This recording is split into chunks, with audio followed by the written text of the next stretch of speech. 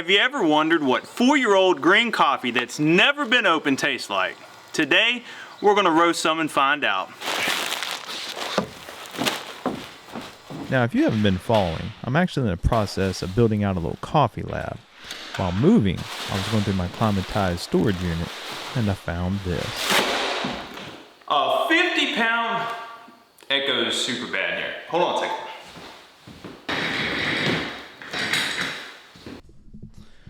A 50-pound sack of green coffee, 2018 harvest, never opened.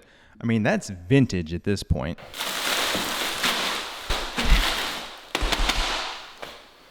Like a little snowman. Let's bring it in. I think I've talked about it in the past with these podcasting type mics. It literally cuts the echo out. You can probably still hear a little bit, but the thing is you can hear a lot whenever I'm just using my Rode mic that's on the camera versus this mic here. It's insane. Like, that's how bad the echo is in the room, but this mic cuts it completely out. Anyway, I know we're not here for that. So we got a 50-pound bag of coffee here that's old. 2018, that's old coffee. It's still in the Grain Pro bag.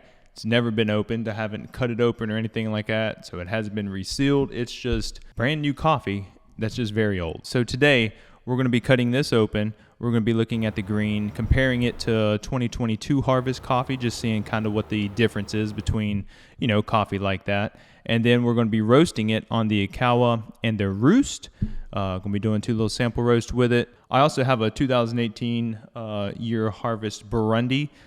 Same issue. I guess these 2 bags got misplaced or something. I have no idea. So anyway, I did open the Burundi like 2 weeks ago because I was just kind of curious. So anyway, yeah, let's go ahead and cut this open. We're going to do some roast on the Ikawa and the Roest, and then we're going to brew some brown stuff. So with that being said, let's go.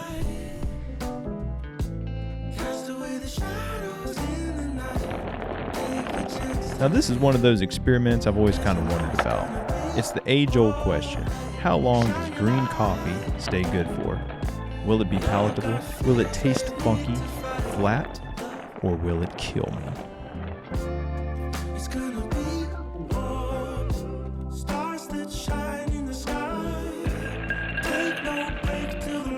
Alright, so I'm going to be doing a 50-gram batch on the Ikawa, and I'm going to be doing a 100-gram batch on the Roest. Basically going to be shooting for a light to medium type of roast. Obviously both are going to have different profiles. I'm not trying to match them up or anything. I just kind of want to see what the coffee tastes like from each.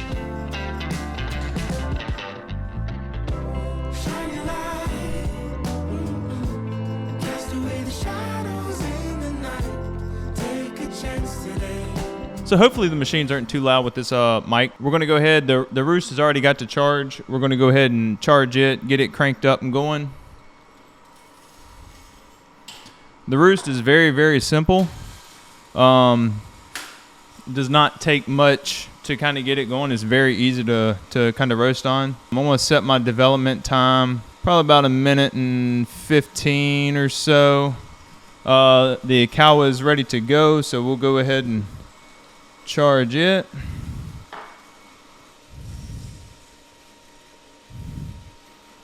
Alright, I'm going to kind of try to get away from the noise a little bit. So I have both machines going. Once you have a few good profiles with the Roest, and you can go in there and you can load 5 profiles. So basically, once you get your 5 profiles loaded, you really don't need a computer to hook up to it unless you want to change profiles and track data. On this coffee, I'm really not worried about tracking the data too much. I kind of just want to taste it. We are going to track the Ikawas just because you kind of got to hook up to use it. I don't think you really have to, but it just makes it easier. So the Ikawa right now is in cool down mode. So it's cooling down the coffee. It's already stopped. It was a pretty quick roast, about 5:15. Had about a 18.5 development time ratio between first crack and the end. Right now we're coming up on the Roest, about 400. I'm going to roast it a tad bit darker. Right now we got about a minute before it drops. Probably going to be looking at about 405 drop temp. As you can see, the Roest is about to drop. You don't really have to do anything. It just drops into the cooling tray. Other than that, it's got a fan under there, and it'll go ahead and kind of just, cool it down. So you're done. Actually, you can go throw some more coffee in, pop the top, and you can start rolling another batch if you really wanted to. We're going to go ahead and wait for the Ikawa to finish cooling. We're going to switch out the trays, get the coffee.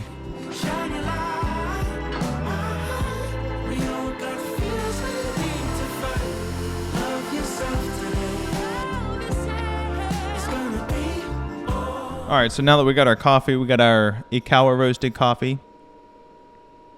And then we got the Roest roasted coffee. A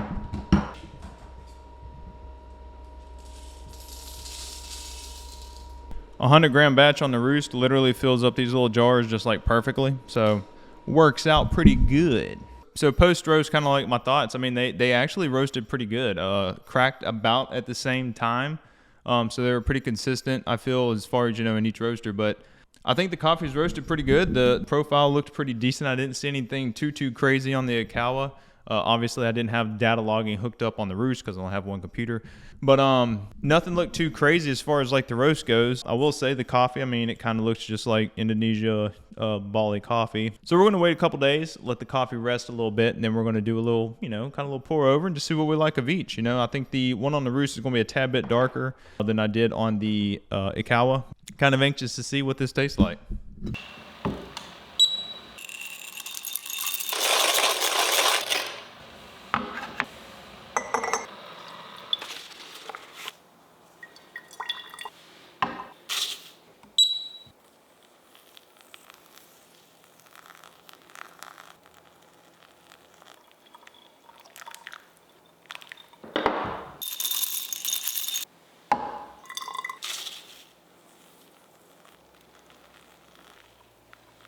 All right, so we have our two coffees ready. Brewed them pretty similar. It was around 22 grams of coffee to 385 grams of water. Same grind size. I didn't adjust anything on the grinder as far as the dial or anything. So they should be very similar as far as brew strength and everything like that. I really just want to see if we can pull a good cup from like this old of coffee. I think roasting on two different roasters is kind of a cool way to see if I can do that. If one of them tastes good, that'd be pretty cool. So with that being said, let's try them. Any, meeny, miny, mo, catch a talk about it. So if you're holding make pay $50 every day, Mama told me not, you were not it. Ikawa wins, baby.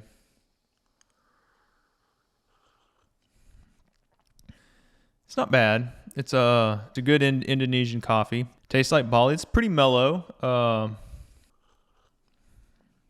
Still has a good little flavor to it, though. I mean, honestly, that's not too bad. Let's try the one from the Roest real quick. You can tell it's a little bit darker. I do kind of like that in a Bali. I don't really like them too light, so I kind of just wanted to experiment with that, especially with this older coffee. I'm kind of pleasantly surprised. I honestly was thinking it'd be a lot, kind of like a flat Coke or something. Like the carbonation would just be gone. Now, I did wait 2 days. This has been 2 days since I roasted, so it's been a little over 48 hours.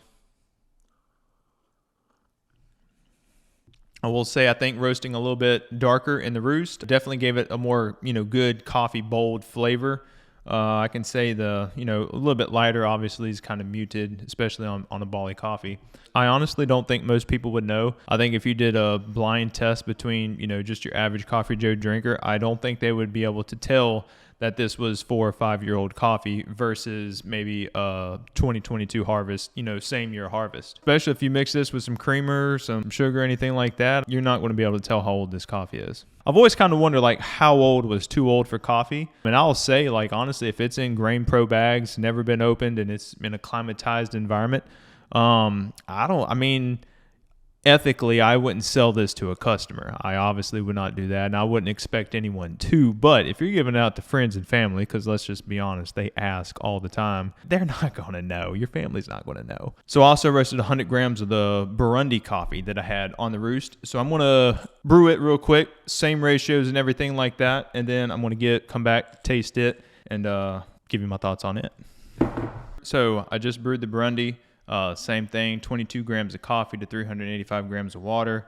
Same grind size, everything like that. Again, 2018 harvest, pretty old. I did open this bag probably 2 weeks ago. Still freshly open, but has been about 2 weeks.